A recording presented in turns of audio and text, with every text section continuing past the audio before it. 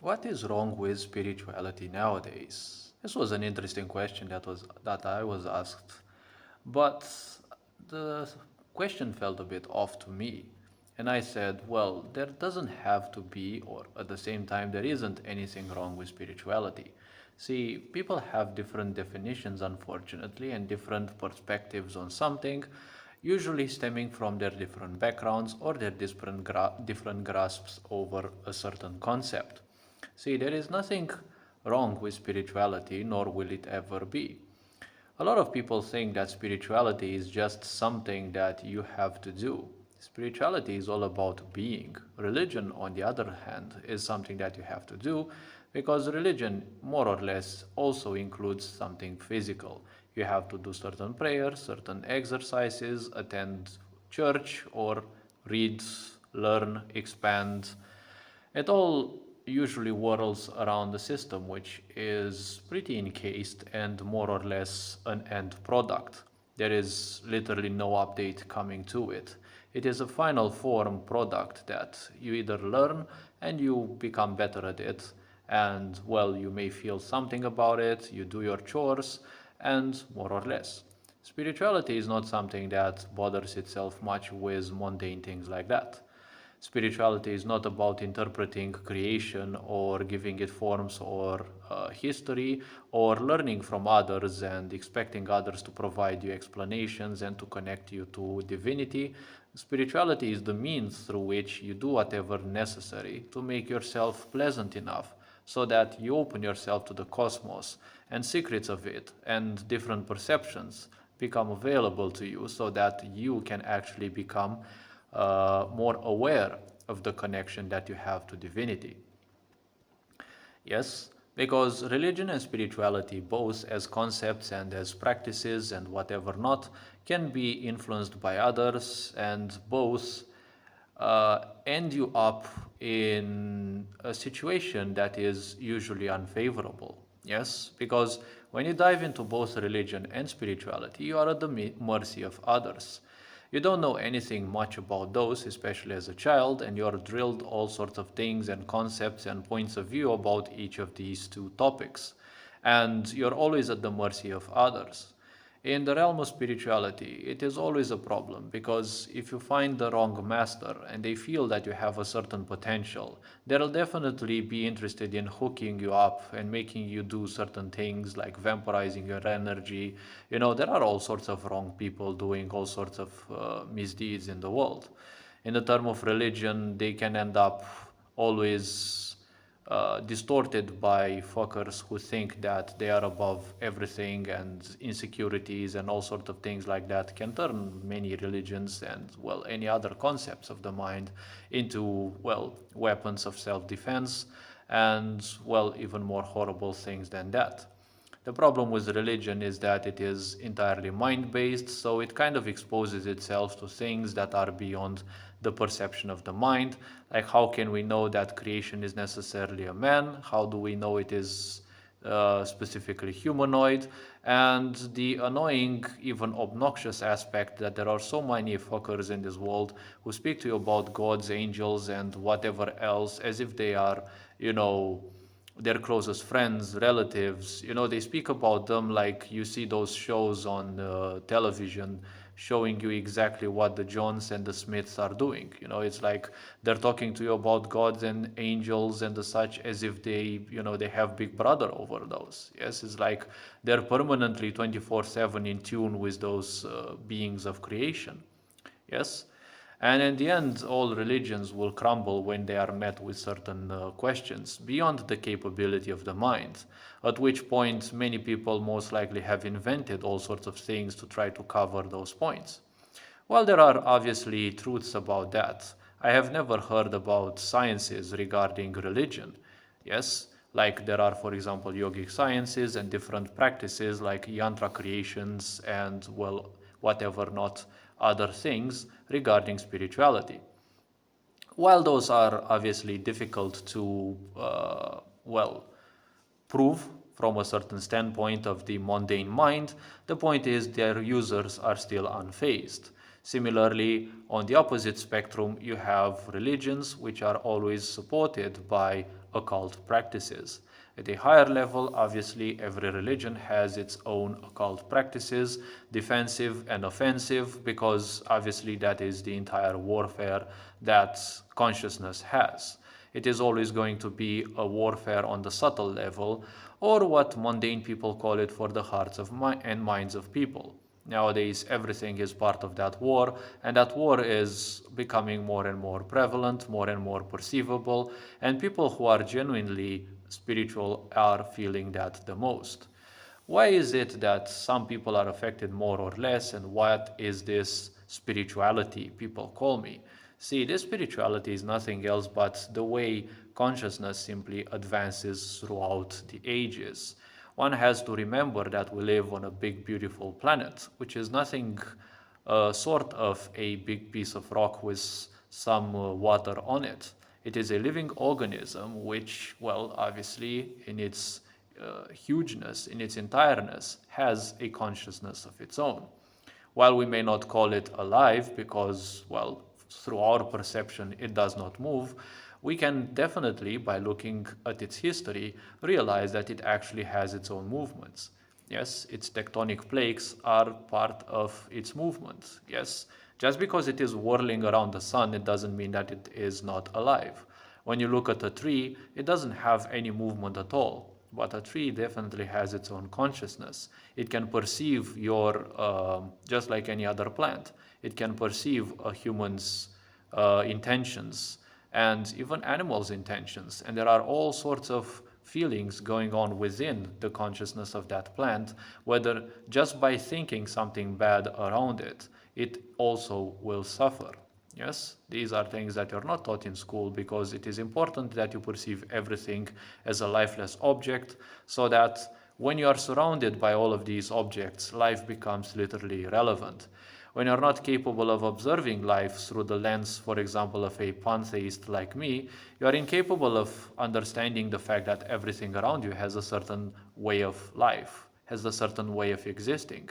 Because even matter simply vibrates at a Brownian pace, is with all its particles moving in apparently random directions. But the point is, matter also falls into inexistence and comes back to existence. These are all kinds of movement. These are all kinds of life. Yes? Even the regeneration of your body is somewhat based on this pendulation of matter from existence to inexistence and back into existence. Even your life, when you look at it, it's almost a pendulation from existence to inexistence and back. When you fall asleep, there is literally no consciousness left of you. Yes? Surely you still have the same consciousness, you're still the same soul, the same being, but while you're asleep, it's like literally no more perception of the world. Unless you're woken up, obviously. But when you look, for example, in the animal realm, no other animal except humans can sleep so deeply, so profoundly. We can observe this possible admiration or even worry, for example, in cats or other animals that might actually become very weirded out by our being capable of sleeping so profoundly. We are capable of sleeping so profoundly because our level of consciousness is so much more advanced than animals, or the potential at least, because animals' perceptions, even beyond our human senses, only is so acute because of their living in survival only.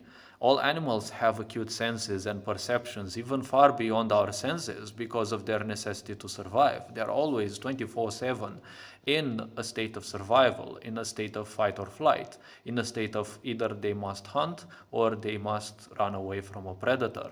When their entire existence is based on that, obviously their senses will be more acute. Our senses were like that back in the times, but as we developed more and more around societies and protective barriers from nature, like, the first villages with wooden palisades, and then cities with walls, and now, huge metal jungles, well, we can all think that we don't need those senses that much. Yes? So when it comes to this, everything in this planet has to evolve alongside it. That is why you see so many people nowadays running mad. So many of the clones that they have been producing in the world are also going mad because they cannot keep up with the development of the planet. This is what you can call collective spirituality, or whatever way, whatever concepts you may find. There are certain rules that will tell you. Let's not call them necessarily rules, but they are somewhat like that. You know, compatibility issues, let's put them this way.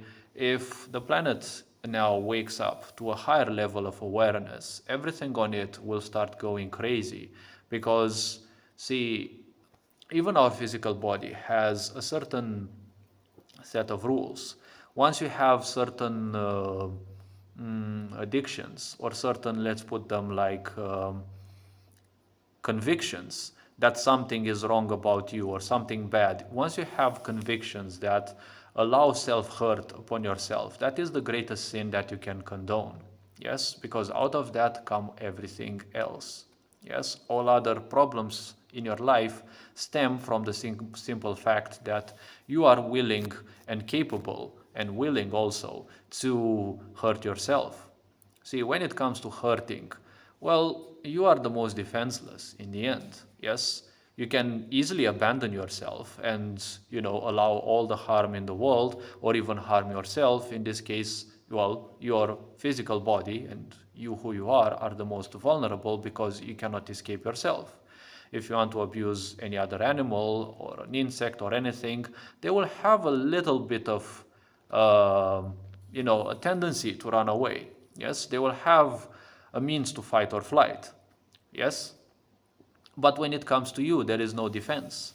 Yes, that is why it is easy, and some people even become comfortable with hurting themselves, with self-harm. Yes, they become comfortable with that. So a sick society also wishes you to end up in that state because that's when the society can, well, proliferate from you provoking harm on yourself because you'll be hurt, you'll be confused, and, well, obviously that puts you at the mercy of those who either know more than you or pretend that they know more than you. That is another problem of religions and spirituality. You become a tool of those who know more or who pretend well enough that they know more. Yes, there are such people, unfortunately, who live a parasitic lifestyle. But spiritually, there is literally nothing wrong with the planet or with the cosmos itself. When you look at a small glance at the cosmos, the sun and the moon are where they should be. That is the only big problem that we should put in life. Anything else is more or less redundant. Because surely you may not have money, but if anything happens to the moon or the sun, that's when you know we are cooked as a race, as a planet, and anything else. Yes? If anything happens at a planetary level, that's probably way worse. That's gonna be way worse than, well, our economy going to shit. Because economy has to go to shit because that's how some fuckers perceive things, and that's how they love controlling things just so that others suffer, and their suffering feeds the system that they are conducting. Yes? So there is literally nothing wrong with spirituality. Spirituality is an ongoing process of seeking and traveling through the layers of consciousness. The planet is doing that. The cosmos is doing that. Every being in this cosmos goes through those layers because this is entirely the pace of life. This is I wouldn't call it a reason, but this is basically the tendency of life. Yes? And everything will go through that at its own pace. Some people will have it, the easy way.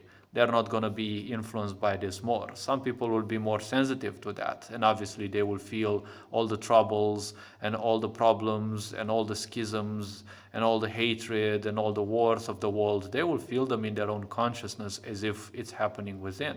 Yes? Because this is the nature of life. Life will manifest itself through more complex forms and through more simple forms. Because these are nothing else but forces that wish to experience something beyond their own level of awareness. And a physical body, just like a human one, well, has this potential. Yes?